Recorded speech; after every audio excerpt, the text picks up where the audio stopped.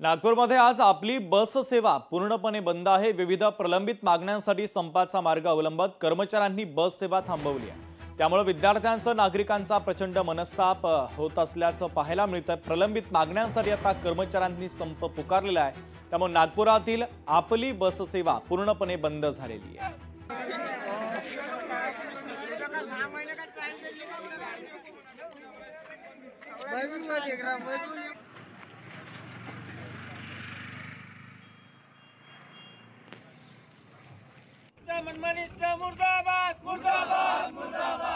नागपूर पालिका बस कर्मचाऱ्यांनी आपल्या विविध मागण्यासह आज संप पुकारले आहे। त्यामुळे सकाळपासूनच नागपूरच्या मोर भवन परिसरात आपण दृश्य जर पाहिलं तर संपूर्ण जे आहे ते वाहतूक व्यवस्था या ठिकाणी ठप्प पडली आहे। बरेच प्रवासी जे आहेत या ठिकाणून सकाळपासून जे आहे ते बसची वाट पाहत ताटकळत उभ्या। नेमकी या कर्मचाऱ्यांची काय मागणी आहे आपण त्यांच्याकडून जाणून घेऊया। भाऊ, काय सांगाल? सकाळपासून संप तुम्ही पुकारलेला आहे, त्यामुळे वाहतुकीचा मोठा त्रास जे आहे ते या ठिकाणी प्रवाशांना होतोय।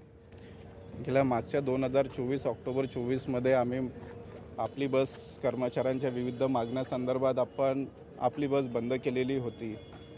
त्यावेळेस शासनाने एक GR पास केलेला होता।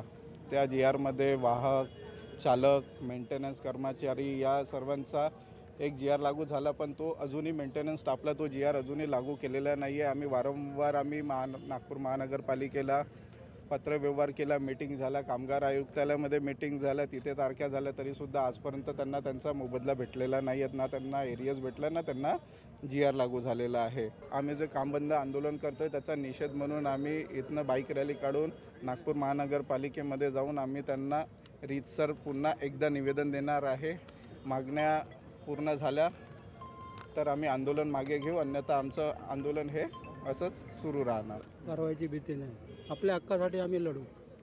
त्यासाठी कोणतेही नोटीस काढले ते आम्हाला चालेल। कधीपर्यंत संप चालू राहणार? जोपर्यंत मागण्या पूर्ण होत नाही तोपर्यंत संप चालू राहील। याच ठिकाणाहून जे आहे ते बाईक रॅली नागपूर महानगरपालिकेवरती जे आहे ते काढली जाणार आहे।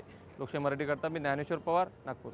3-4 घंट्यापासून आहो, पण एक बस नाही जाऊन राहिली आणि भरपूर त्रास होता। मी का हाफ तिकीटवाला पैसे काही आणले नाही, आता जायची पंचायत होऊन राहिली आणि ऑटोवाले 100-200 100-200 असे म्हणत आहे। जेवण नाही, खावण नाही, नाश्ता नाही, इथं पडून राहतो।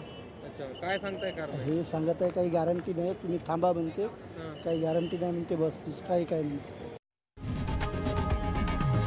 लोकशाही मराठी ऐका, पहा, जागरूक रहा।